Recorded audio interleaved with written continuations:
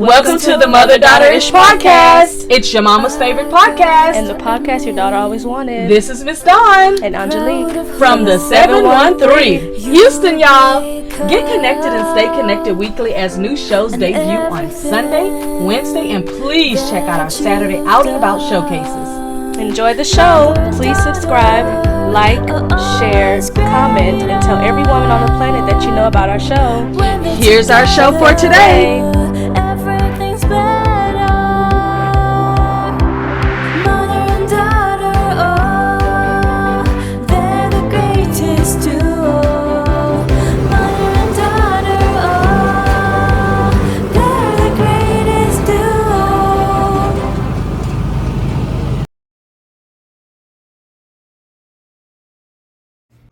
Happy May the 18th, and today I'll be discussing numbers. The reason I want to discuss this topic is because I fell out of love with numbers and math a long time ago, and that dislike and disdain for numbers and math, never had a problem counting money, but that dislike and disdain for math, it lasted nearly 35 years. And I know where it started. That's the funny thing. I know where it started. I know why. It's like I had to get it together, though, because I realized that I didn't want to leave this earth with that same feeling of not liking numbers and not liking math. So let me just tell you my story, and then I'm going to tell you a few fun facts about math. And these are some things that I had to actually read so that I would be able to fall back in love with math, because I just was like one day said, you know what, I need to fall back in love with math, because it wasn't the math, it was the introductions that I had to it. So the first thing I'll talk about is where I got lost at. The second thing I'll talk about is where the real dislike came from. And then my migration into literally hating math. It just was crazy. But as far as numbers go, I can recall when I was in, and this is going to sound absolutely ridiculous, but I can recall when I was in the 6th grade. And in the 6th grade, here's where I got lost. First of all, I got lost because when I got to 6th grade, I had no idea there was so many handsome young boys. I never was really what you would call boy crazy, but I was just like, oh my God, there's other boys on the planet other than the little stinky ones that walk in my neighborhood. I was like, my focus really wasn't on school. It was more on, oh my God, I'm getting ready to go to middle school, and then I get to go to high school, and then I get to live my life and do whatever I want to do. So I did get a little unfocused in the 6th grade, which is one of the reasons I ended up having to repeat the 6th grade. Yes, I admit I repeated the 6th grade simply because I just was not focused. I was looking at everything else that was going on instead of that. But anyway, I remember very specifically in the 6th grade at FM Black Middle School in Houston, Texas, the introduction to fractions. At first, I liked it. I thought it was nice. I could do it. And then something about it was like, I had an attitude like, where am I going to use this? That's not what my trajectory is. I'm not going to be an architect. I'm not interested in being an accountant or CPA, an attorney. Where am I going to use these fractions? Like, why are you telling me something that's used? Because see, here's what I signed up for in my mind. Listen, in my mind. What I signed up for was 1 + 1 and 2 + 2 and 10 + 10 and 100 + 100, and maybe a little bit of subtraction here and a little bit of division over there. And then if we had to do all three at the same time, like, I signed up for that. When they brought the fractions through the door, I was like, I don't like this. I don't know where I'm ever going to use this again. I had an attitude about, like, why do I have to learn this? Now, keep in mind, as of today, I've now been out of school for 30 years. So this is not something that you look back and go, well, it was just a part of the deal. Well, guess what? It might have been a part of the deal 30 years ago, but I have always been one of those people who knows exactly what I want. I don't need to get no confirmation from another human.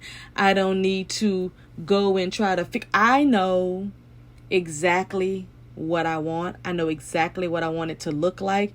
I know exactly if it's going to be useful or if it's not. So all of that did not make sense to me. So here we go. We in 6th grade, and then I ended up failing 6th grade, and then I ended up going to a magnet school, Clifton Middle School, which was the next middle school. My mom was like, "Nah, you getting out of 6th grade. We're not gonna have no failing." I went. After I failed, I ended up going to a magnet school because it was like I could do it. I just didn't want to because I was just like, this is not what I'm planning on doing. Like, my goal was that I was going to get through school. I was going to get married. I was going to have kids, and I was going to do that for the rest of my life. Housewife, have kids, take care of my husband. Like, that's all I could visualize. I knew I didn't want to go to college. I knew that I wasn't thinking about sweating. So I know I wasn't going to get a job that was going to cause me to sweat. Like, that's not something that's cute to me, for me. Everybody can do what they want to do, but that's not something I wanted to do. So I got over to Clifton Middle School, and I barely skated by with a good old C, probably a C. And that's probably because the teacher liked me. But other than that, I mean, I'm pretty sure I made a real C, like C minus. I got past the fractions. And then lo and behold, I graduate from middle school and I get to... I don't even want to talk about this almost because now that I think about it, it makes me mad again.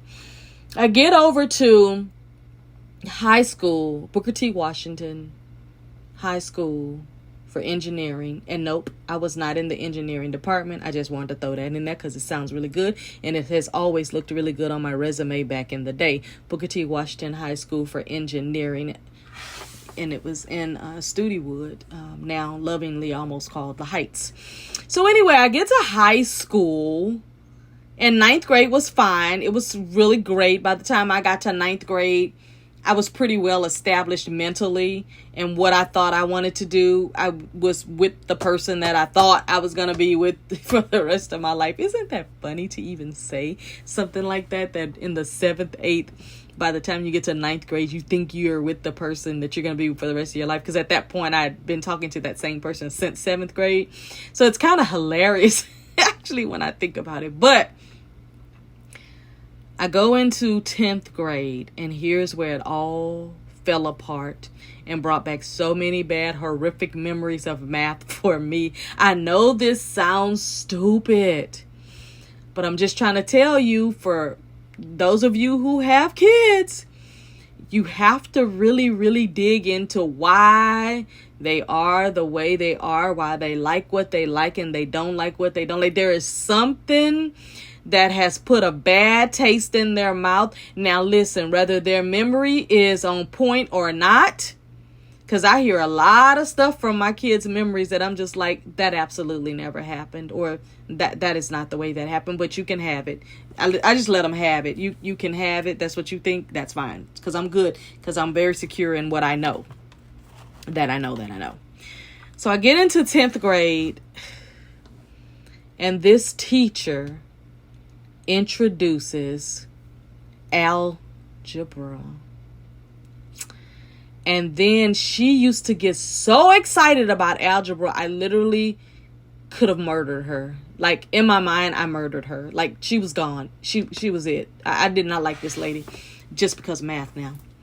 She introduced that Pythagorean theorem after the algebra, and I was done. Here I am now, all these years later, and I still remember the name, not the method, but I still remember the name Pythagorean theorem. Let me tell you something. When I tell you I don't like that name, I don't like that method, I don't want to hear it, I'm trying to tell you I hated it. I'm going to look it up right now. Pythagorean theorem.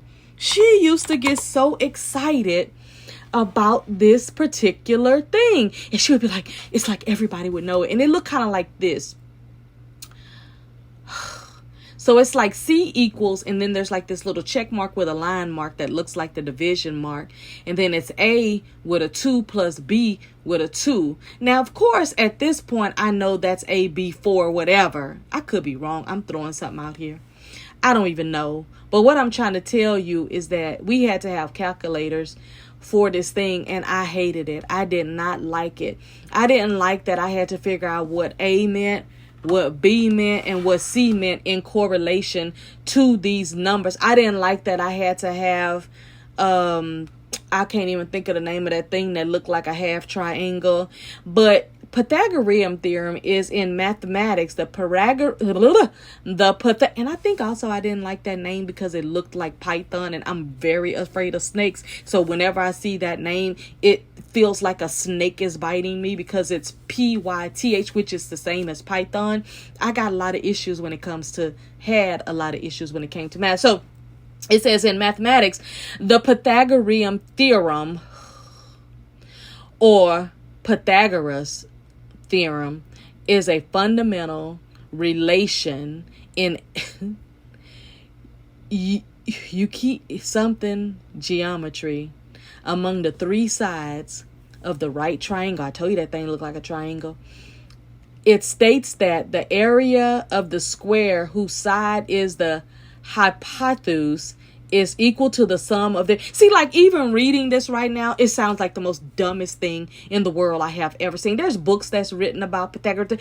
I don't think some of this math that they try to teach us in America is really for us. Now, I'm going to tell you, in all of my 49.5 years, I have never, ever since 10th grade, listen, that's a long time ago, I have never, ever since 10th grade seen a C equals a check mark that looks like a division thing. A plus B plus 2. A with a 2 on top plus the B with a 2. I have never, ever seen that before in my entire life. I've never been introduced to that again. I've never had to use that in business. I've never had to use it with my kids. I've never had to use it in absolutely any kind of way. And I think that's what makes me mad, is that I feel like, and I've always felt like this, that in education, we've always been taught these things that we're never going to use again. See, when I was in school, of course, we had like home economics and all that stuff.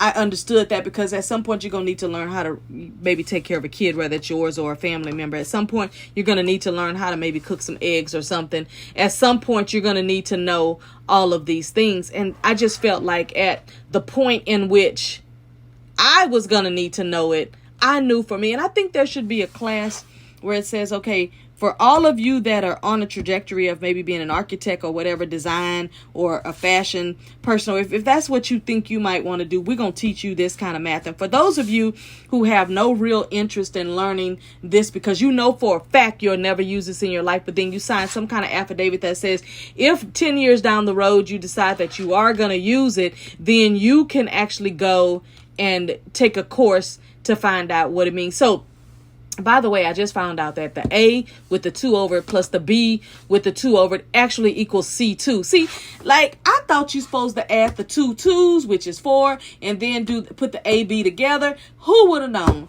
I'm telling you, that brought me some issues for a long time, which, let me tell you, when your kids are having issues with certain things, just ask a few questions and let them tell you. Because nobody ever asked me why today I'll never be a member of another church.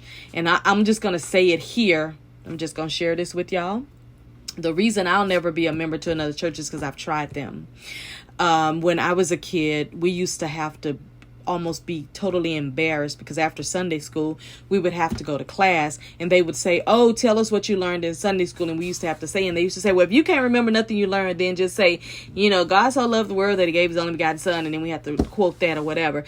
I'm going to tell you something. I was done. I got tired of you asking me what I learned in Sunday school. You should be lucky that I went and didn't skip and go over to the store like we learned to do later.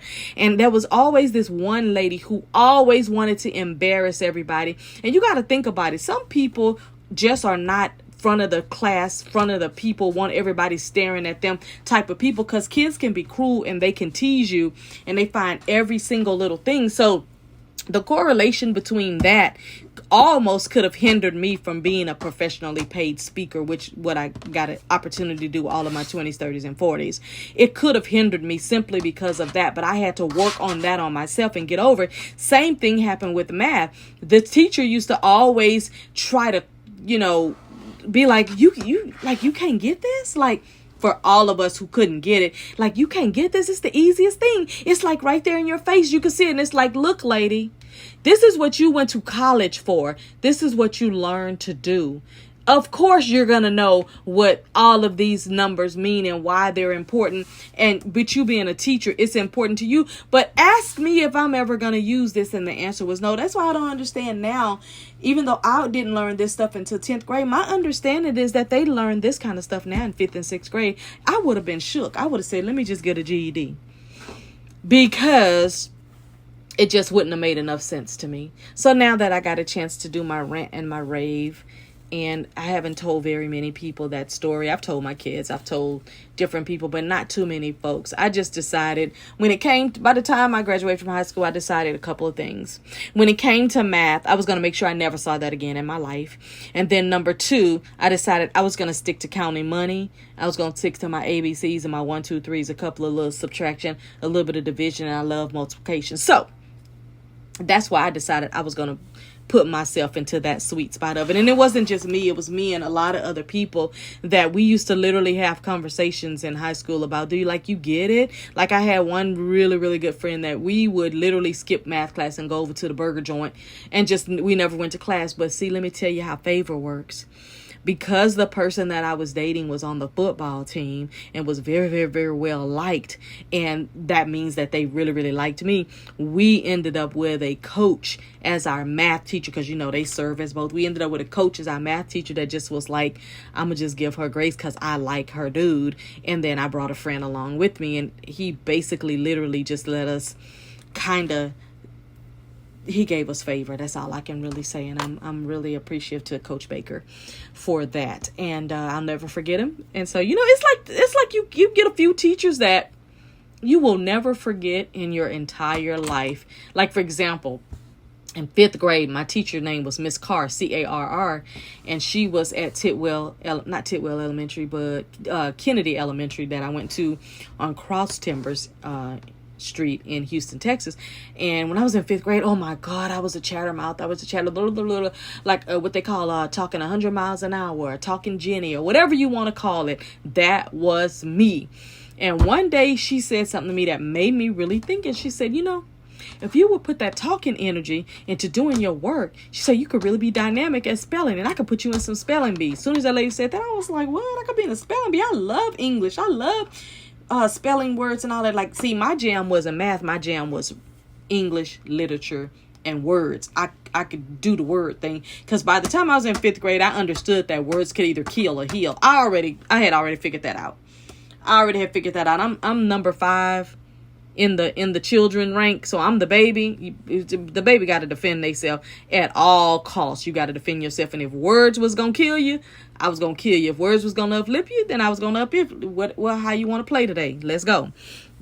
So Miss Carr said, if you put all this talking energy and talking and making friends, like, you got recess, you can be friends. You got lunch, you can be friends. We got all of this other stuff where you can be friends. And if you can get this English stuff down, with the spelling, and I could put you in spelling bees. So I ended up being in spelling bees, ended up, winning certificates. And I feel like, okay, this is my lane when it comes to school. I can skate by on everything else. I still didn't like math even that early. It was like, if it was 1, 2, 3s and adding, subtracting, I got you on that. But middle school 6th grade ruined my whole school life, and it continued from there.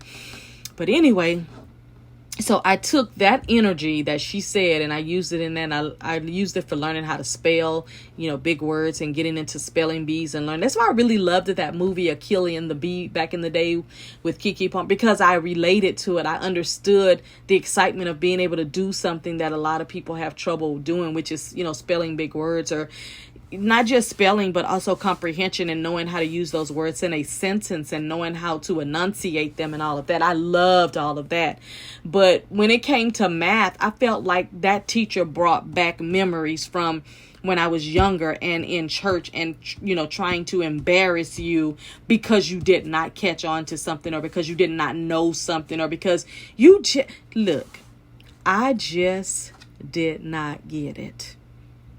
So when I was in my 40s, I decided that I wanted to fall back in love with math. So I bought this big old huge book called The World of Mathematics because I wanted to know where the origin of all of this came from, why, and how did it get over here in America, because we're not on that time. At least nobody I knew was on that time of learning all of that. I know, in China and Japan and these other places, their kids in elementary school are already doing algebra and geometry and calculus. Listen, kudos, wonderful. I love it. They can do what they want. Listen. So I bought that book, World of Mathematics, and then I ran across this one book called The Book of Numbers. And I wanted to know from 1 to whatever what these numbers meant. So I wanted to know what was the origin of the number 1. I started really at 0 because I was trying to figure out how so many people get 0 mixed up when it's time for multiplication. They get 0 so mixed up and don't realize what that means.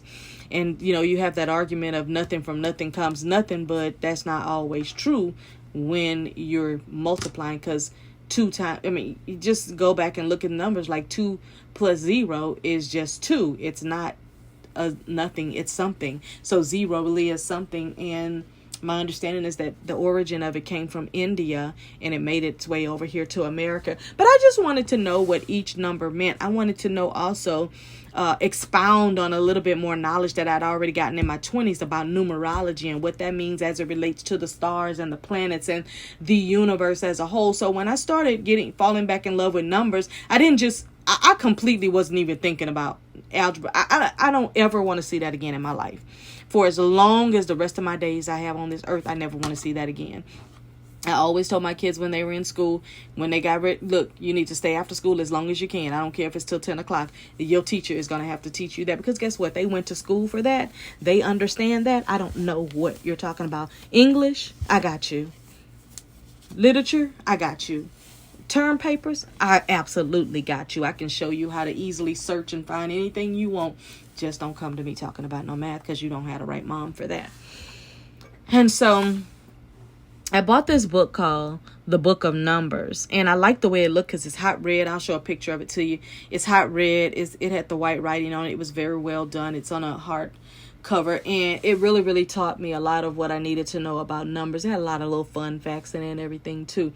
So if you get a chance and you feel like I have felt for all these years, or you've just discovered that that's one of the issues that you had about dealing with numbers, like I said, when I graduated from high school, I made a decision. I'm going to stick to counting numbers, and I'm going to do basic math because that's all I'm going to need. I'm not going to need to know what an A and a B and a 2, and I don't need to know the Pythagorean theorem. So a couple of fun facts about numbers that I just also found as I was doing my research. Like I said, in my 40s, so I guess that was about 15 years ago or something. Not 15 years ago, but maybe about 10 years ago.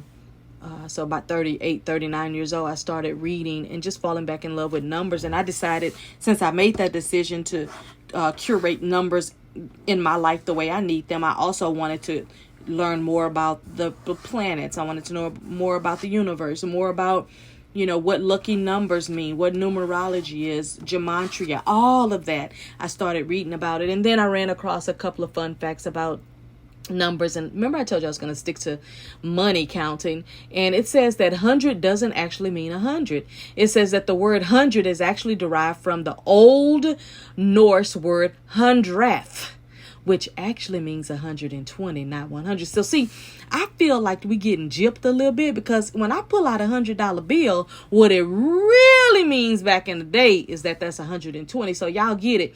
Every time y'all pay for something that's $20, and you give them 100, they really should count you back 100 ones or something. I don't know how that would work, but it says that a 100th really means 120, but we now use it as just $100 bill. The next thing is that there's only one even prime number. And of course, that number is the number 2, which is also the smallest and first prime number. And since every other even number is divided by 2, I was just like, okay, that makes sense. That makes sense, because if you go back to Bible verses where it says, where 2 or more agree, that just makes sense, because one person can agree with themselves, but if nobody else agrees with them, then they don't have another person. So that made sense to me. And then as I'm doing my research, the devil, he tried to creep up and try to tell me about the square root of 2. It's called Pythagoras. And I just kept on scrolling and was like, I don't care nothing about him. I don't want to know about him. Who is he to try to get on back over here in my grace? I learned that 0 is the only number that can't be represented in Roman numerals. I love Roman numerals. They look so pretty. I haven't really learned any of them by heart, but I do have a little cheat sheet that I keep on my phone because sometimes I want to do something cute and I would like to use the Roman numerals. So it looks really good on certain papers or if you're doing contracts and things like that. But Roman numerals, by the way, were invented as a means of trading. So if you've ever seen Roman numerals like on a scroll tab or anything, oh my God, they look so beautiful. They're so sexy and just reminds me of like what I call the olden days. 0 is also an even number. So you have 0, then you have 2. So I was like, how is 0 and even? And I just had to read about it because it's like numbers make sense when you're into numerology. Numbers make sense when you're into gematria. Numbers make sense when you're thinking about the universe. It makes sense from that standpoint. It did not make sense to me from the educational, traditional standpoint. It did not make sense. There's only one number spelled with the same letter of letters as itself. So that's going to be the number 4. So 4 is 1, 2, 3, 4, FOUR. So what they're saying is that the number 4 is the only one that actually also has only 4 letters. I was like, so now see, that kind of stuff lit me up. Now, here's what I think, like in those classes where they introduce you all this foreign type of math, for those of us who, don't learn like that, I think if they would have threw some of these fun facts in there and they would have, lit us up some other kind of way, I think we could have then got 2. We could have got 2 Pythagorean. We could have made sense of Pythagorean, but you don't just like dip me in the water Pythagorean and think that like I'm gonna get it. I wish Paiton and Angie were here so I could ask them how in the world did they get by with math, because I could tell you right now they had 0 support from me because I did not know it. I did not know what to tell them. Also, it says take any number and multiply it by 3 for a cool trick. So take any number and multiply it by 3. Then take the digits of the new number and add them all together. Whatever number that equals will always be divisible by 3. See, now we're getting into numerology. We're getting into all kinds of things. So, for example, 3 times 4 equals 12. 1 plus 2 equals 3. And 3 over 3 is 1. Like, I'm trying to tell you, when you start getting into numerology and gematria and all that stuff, it just all starts to make sense. Also, it said that 6 is the smallest perfect number. Number 6 looks really, really good when you create things out of it, like balloons. And I've seen car clubs like create the number 6 with their cars. It's very interesting.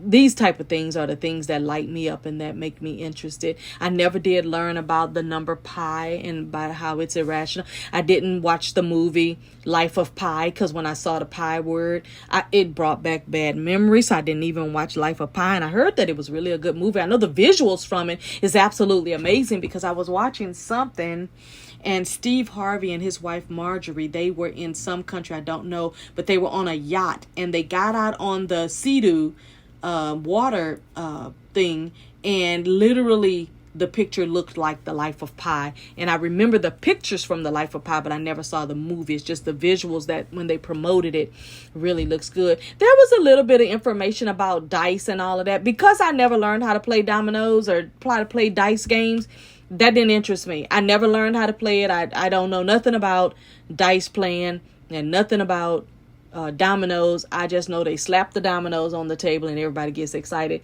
I don't know anything about it.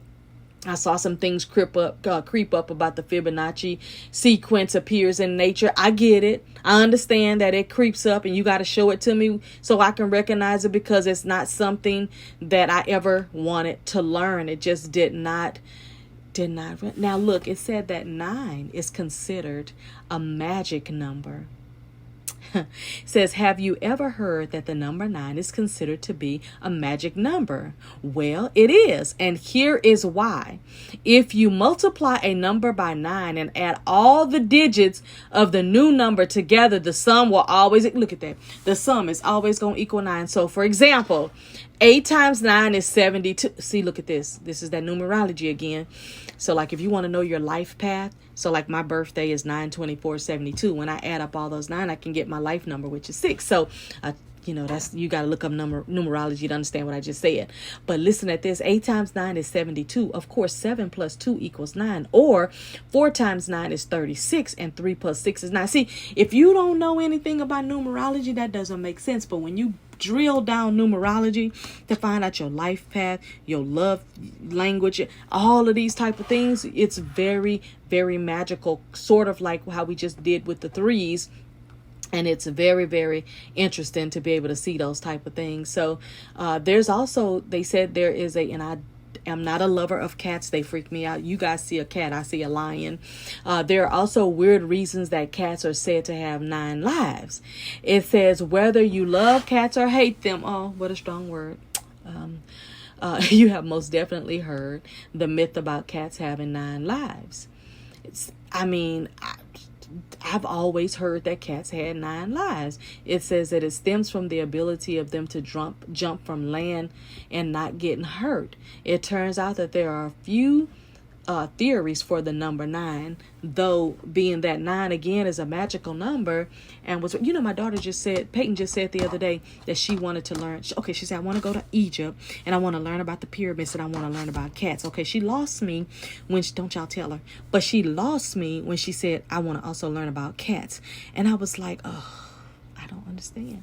I didn't understand. And because I was trying to, my mind was trying to figure out what she was saying. I didn't ask questions because I didn't want to just say, what are you talking? Like, I didn't want to go there. I just was like, oh, okay. I understand when she said she wanted to learn about pyramids, but she said, I want to learn about how magical, cats are. She didn't say magical, but since number 9 is magical and they have 9 lives, I'm throwing that in there. Child, the stuff that you learn as that's the good thing about aging and getting older and wiser, is that you learn so many things. I know for me, I'm at this place where if we get along, we get along. And if we don't, let's forget it. Like, let's just never see each other again. Let's never talk to each other again. Let's just, we deserve to have the best rest of our lives that we're going to have independently, individually, and at all costs. I'm at this point in my life that if you don't check on me, then I'm not going to check on you. I'm not going to always be the first one to always have to check on somebody when everybody needs to be checked on, because everybody got their thing that they going on, whether it's health wise, whether it's mental wise, whether it's just everyday life living. I'm also at this point where it's like, if I really don't want to be around people, I'm not forcing and faking it no more. I'm done forcing it and faking it and laughing in your face and then getting in my car going, I'm not doing it no more. So, the older we get and the wiser we get and the things that we learn, it becomes very interesting to be able to curate exactly the life that you say that you want. And that's just where I am. And I'm sticking with that. I don't know anything about blackjack and all of that, but friends have told me something about it didn't start as 21. I don't know anything about, like I told you, I don't know anything about dice. I don't know nothing about dominoes, and I sure don't know anything about card games. I never learned it. It was never interesting to me. It never caught my attention. I used to see my cousin, she would whip dudes in gin. Now, if you asked me, well, how you play gin, I would just tell you with a deck of cards. I don't know nothing else. Now, listen, 7 is the most popular favorite number. People always say they love the number 7, and I do. I love the number 7. I also know my life number is 6, so I, learn more about 6 and fall in love with it. It says if you've walked up to someone on the street and ask them what their favorite number is, typically they're going to say 7, and it is the most popular choice that people say they love that number. And according to this story, it says that they're going to say that 9.7 times. 9.7% of the time out of 10. The most popular 2-digit numbers is 13. And we just had a Friday 13 just a week ago. When you start thinking about 13, Kids get so excited when they get to the number 13 because that's, they go from being a tween to a teen. They start looking at 13 almost like, oh, I made 18. They get crazy when it comes to 13. They get so excited about it. They get more excited about that 13 than they do what they call that double digits, which is that age 10, which mine didn't even get that excited about 10. They were more excited about, I'm going to be a teenager. And it says that you think unlucky number 13 because of Friday the 13th. And because if you look at any elevator in any hotel or office building, there is no floor number 13 because it's such a taboo number. It says if you look at you'd look at unlucky number 13 and you would think that it would be most popular, but it's a number that people want to stay away from. So they've done a lot of research on 13 and why it's so unpopular, but then also why it's actually a lucky number. So I did, something I learned in this book it was talking about and that I've learned through my research in math. And I try to make it at least once a month to find out something new about math or do some kind of numerology or read something. But it says there is a such thing as a happy number. It says you heard one of the loneliest numbers, but did you know numbers can be happy too? To test if a number is happy, replace it as a sum of squares and its digits. So I guess what they're saying is the number for happy, for example, could be 23. So I guess it's whatever number it didn't say there was a specific number, but it says you continue to process. Let me read the whole thing. It says you heard of the loneliest number, but did you know numbers can be happy too? To test it, if a number is happy, replace it with the sum of squares in its digits and continue to process until the number equals 1. Or loop it into a cycle that does not include 1. If the process ends with 1, the number is happy, for example. So I guess it's all about how it subconsciously makes us feel about a number. For example, 22 plus 33 equals 13. Now, I don't know how they came up with that. And then it says 12 plus 32 equals 10. And then it says, so I guess what they're doing is 5, 6. So 12 plus 0, 2 equals 1. I don't understand that math, so I'm going to move on. So it says that this means 23 is a happy number. Continue to 1,000 until you reach 143 happy numbers. Okay, so that one threw me for a loop, so I didn't decide to learn any more about that one. 7 is also arithmetically unique. If you ever seen 7 on like a when you're shooting pool, it looks really good on the pool ball. I've only played pool maybe 3 times, so I know nothing about it, and I only went because somebody took me and was like, hey, come play pool with me and my friends and you can hang out, whatever. I was just like, whatever. There's a lot of games that, have math correlation to them, especially in India. They have a lot of reference points from India, and they say that's where a lot of the math, was created. And so, 6 weeks equals 101 seconds. Did you know that? 6 weeks equals 101 seconds. When you start looking at time and you break it down from seconds to minutes to hours to days to months to years, you can really go there and you look at how much time you're wasting. That's why every day you open your eyes and you're lucky enough to take another breath, you have to live the best life you could ever live. And I don't care if that best life seems like the worst thing you think you could be living at the time that you're living it, because maybe your finances ain't right, or your mind ain't right, or your friends ain't right, your family ain't right. Listen, you still got a chance to open your eyes. Somebody did not get a chance to open their eyes. So that's why I take everything so serious now. Like, I'm just going to live my happiest that I can, and I don't want any drama. I don't want any problems. I don't want to be around people I don't like. I'm not going to do it. Also, what I found out is there's not enough room in the world to write out a Googleplex. It says a Googleplex means 1 following by 100 zeros. A Googleplex is 1 followed by a Google zeros. And so you can't, that's why if you look at the logo for Google, it has all those O's the way they do them. There is a scientific method behind that mathematically. And I'm like, oh my goodness. The other thing I found out was that the Mile High City is exactly 1 mile high. So that is, and I've been there many times, the city of Denver, Colorado has an elevation precisely 5,280 feet. That's the length of a mile, which is why Denver is called the Mile High City. So if you never knew that, you know what the Mile High City is. I know some of y'all are in the Mile High Club from the airplane. And if you don't know what that means, I'm going to just ask you to go Google that because I don't want to talk about that. I have never been introduced to that club yet.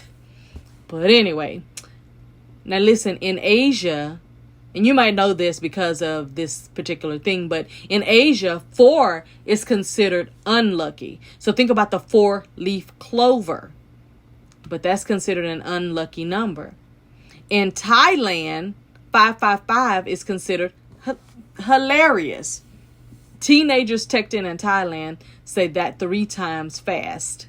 Teenagers texting in Thailand, because of all the T's, will send digit 555 to indicate that something is funny. Ooh, so like here in America, we do LOL or we do the laughing emoji. They do 555. So I guess that's like ha ha ha 555. So they do 555. The reason is because 5. Oh my goodness! Before I even thought about it, it's right here.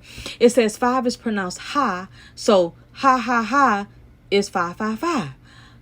See, this is the I get lit up about silly stuff like this.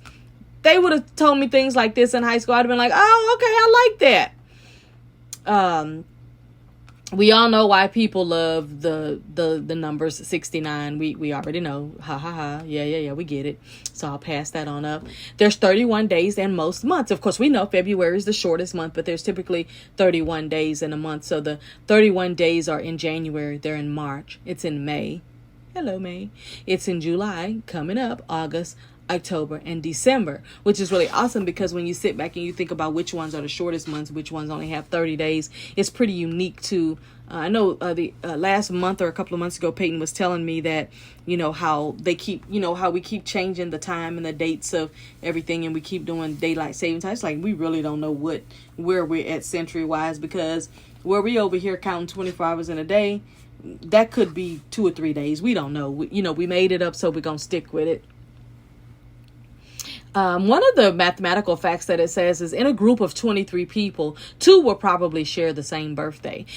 I believe that's actually a fact. And let me tell you why, because on one of my Instagram posts, not that I did, but that I was reading, it said, hey, let's, for all Libras, which is what my sign is, it says, hey, let's see who all are like our twin people on here. And I had at least 3 people that had the same birthday of September 24th for me. And they were in those 2 people were in 2 totally different countries, but we all happened to be on this same post about Libra Society. So it was interesting to see, and we got a chance to say hi to each other. I think one was in Africa and one was like in Asia or something like that. But it was interesting to see that there were 2. They weren't my age, of course, but they had my same birthday. So I thought that was pretty interesting. So that kind of fun stuff for me.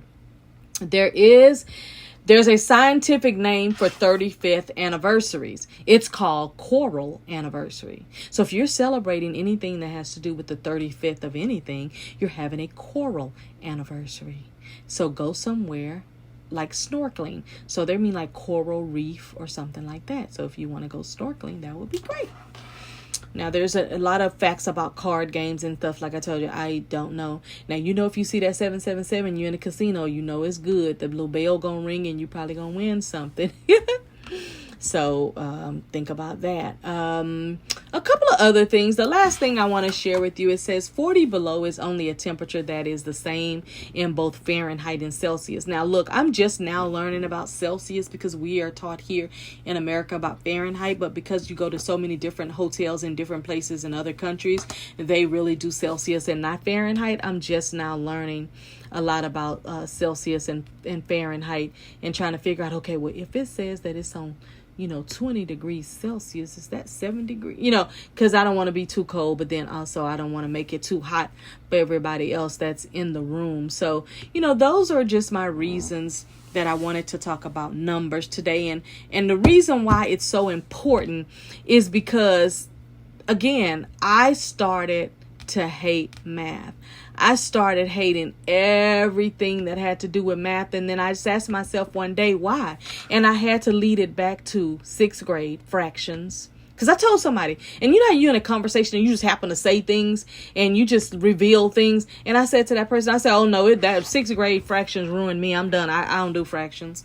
And then I thought about it wasn't just 6th grade, it was also 10th grade that ruined me when it came to math. So that's my little story today on numbers and why they're important, how they really can be fun. And that's what I want to end this with, is that numbers can be fun. I think that if you take time to train yourself on the fun aspect of numbers, then you can get over that thing. I actually even thought seriously about going back to math class in person and starting all the way back from 6th grade and working my way up, but on the old school terms, not 6th grade now where they doing calculus, but I'm talking about going back and learning. And yeah, I got a lot of math books that I won't even throw away because I like going in sometimes. Like I like to go in and do word search. I like to go in and do quick math. I like to keep my mind sharp. So I have a lot of workbooks and things like that I do. I think when I'm done with this, I might print out me a math sheet and just do some real math real quick and just have a little fun with it. But I'm trying to tell you, you have to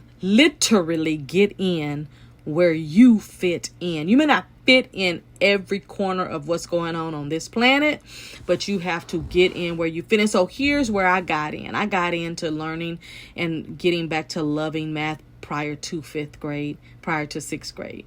I got back into learning how I can incorporate loving math in the life that I have chosen to live. And I would suggest that to anybody else who wants to get into it. That's my show today, just talking about numbers and how they can be fun, and maybe showing you where maybe you got lost in math and maybe you can help yourself. But that's our show for today, and I thank you so much for listening to my ranting and raving. And hey, it has some method to this madness, which is always going to be that. The girls will be back soon. They're working and doing their own thing, and I'm holding down the fort right now. I'm going to have some ladies coming on that are going to do some talks with me, some travel ladies.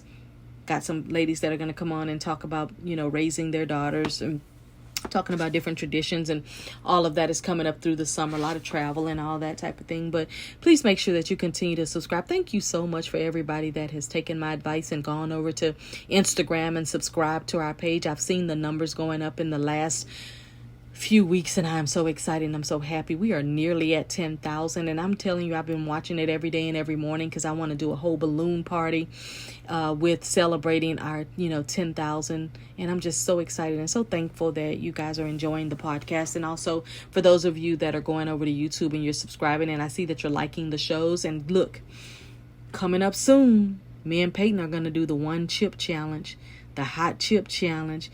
We gonna do it. We're getting ready to do it. I'm trying to get my taste buds ready now and eat all the ice I can before I burn my whole entire mouth out. The chips have already arrived, and I'm ready. I'm ready to whip her.